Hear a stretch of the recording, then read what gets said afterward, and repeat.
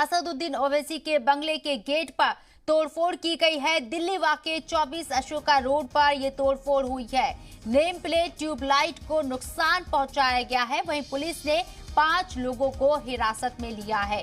ये बड़ी खबर आपको बता रही है। असदुद्दीन ओवैसी के बंगले के गेट पर तोड़फोड़ की गई। दिल्ली वाक़े 24 अशोका रोड पर तोड़फोड़ हुई है। नेम प्लेट ट्यूबलाइट को नुकसान पहुंचाया गया। वहीं पुलिस ने 5 लोगों को हिरासत में भी ले लिया है। इस पूरे मामले में तस्वीरें भी आपको दिखा रही हैं कि किस तरीके से तोड़फोड़ की गई।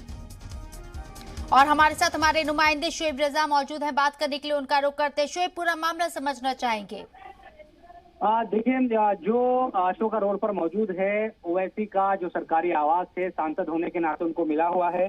पिछले तकरीबन कई सालों से वहीं पर रह रहे हैं असदुद्दीन ओवैसी। आज तकरीबन शाम के वक्त 4 से 5 बजे के दरमियान कुछ लोग वहां पर आए और वहां जो खिड़कियां और शीशे और जो नेम बोर्ड था उन तमाम चीजों को तोड़ दिया।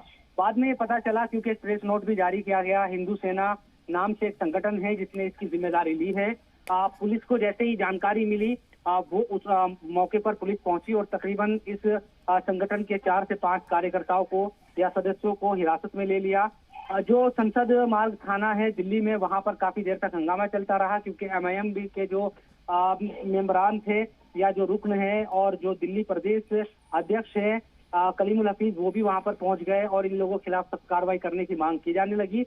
हिंदू सेना की तरफ से एक प्रेस नोट जारी किया गया जिसमें उनकी तरफ से कहा गया कि असदुद्दीन ओवैसी यूपी में जाकर लोगों को भड़काने का काम कर रहे हैं। तमाम तरह के जो आरोप है वो लगाए गए और कहा गया कि इसलिए उन्होंने ये तोड़फोड़ की है।